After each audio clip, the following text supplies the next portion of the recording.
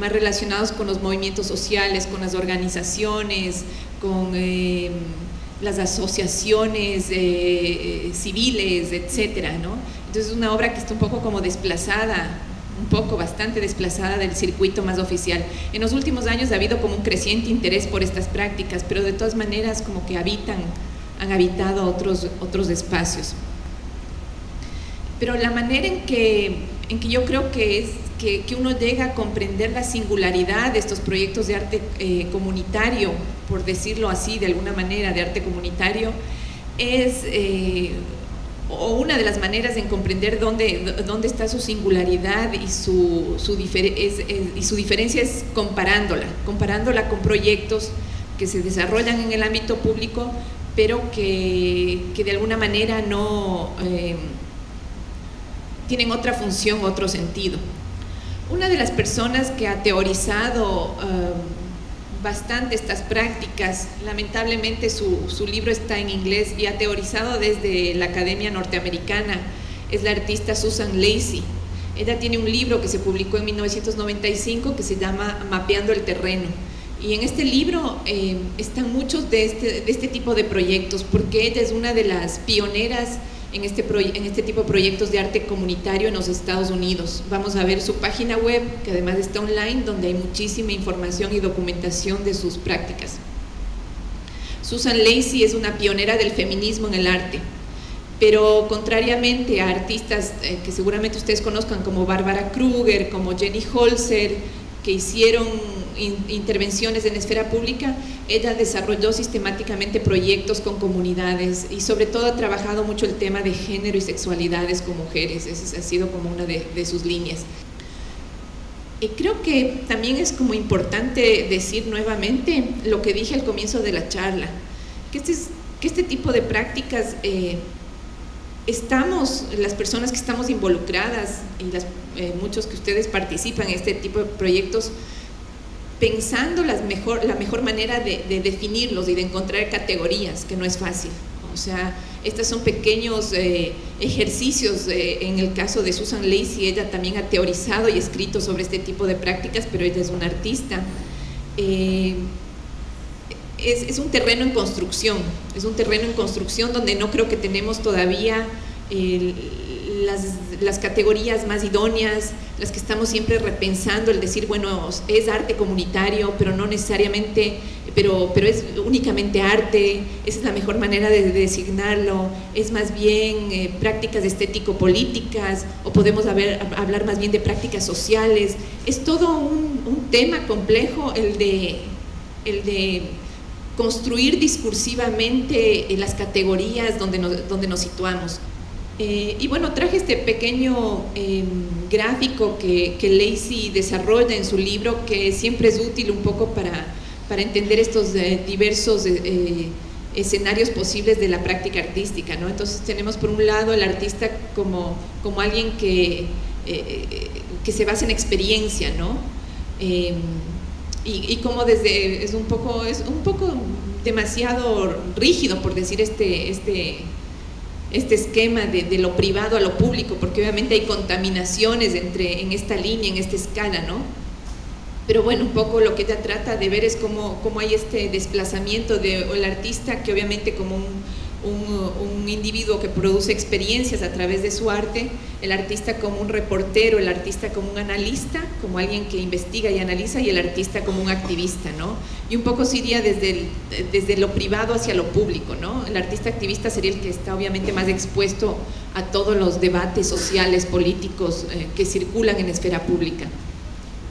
Y después el otro, este círculo concéntrico, tiene que ver con los niveles con quienes están involucrados en todo este tipo de proyectos comunitarios, ¿no?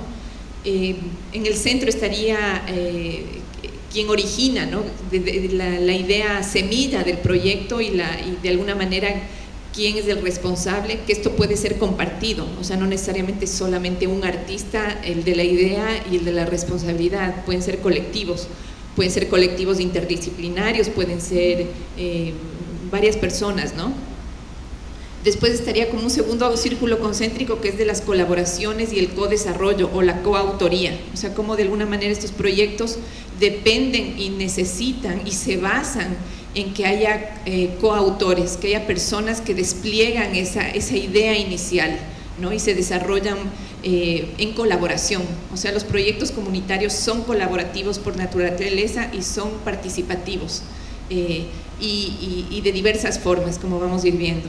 Después estaría también como otro nivel posible, que es el de los voluntarios, gente que también ingresa al proyecto, a la propuesta, y performers, voluntarios, etcétera, que son también parte de este círculo un poquito más ampliado. Después la audiencia inmediata, que serían los grupos con los que se está trabajando. O sea, si una propuesta, como vamos a ver, busca trabajar con mujeres de la tercera edad, esa es su audiencia inmediata. No solamente porque participaría gente de la tercera edad, sino porque ese es como también la audiencia, que el contenido de la propuesta estaría más relacionada con sus vidas, con sus memorias, etcétera. La audiencia de los medios, en general los medios es un lugar muy, muy importante en el diseño del proyecto y en las distintas fases de su despliegue. Muchos, como vamos a ver, apuntan a esa audiencia de los medios. O sea, los medios como audiencia están presentes en el diseño y elaboración del proyecto, ya sea para subvertirlos, ya sea como mecanismos de difusión del proyecto, etcétera. Está muy presente. Es la audiencia del mito y de la memoria, ¿no? La audiencia que se enteró que en algún momento pasó el proyecto, que podría ser yo en este momento, y que les está transmitiendo a ustedes, entonces tiene mucho de mito y de memoria. Rachel Whiteread es una artista bastante famosa, vive en Londres, y de hecho ella es escultora, y ella ganó el premio Turner con este proyecto de escultura pública, de emplazamiento público, justamente en el año, me parece que fue 95 o 94, no sé si fue el mismo año que de la casa.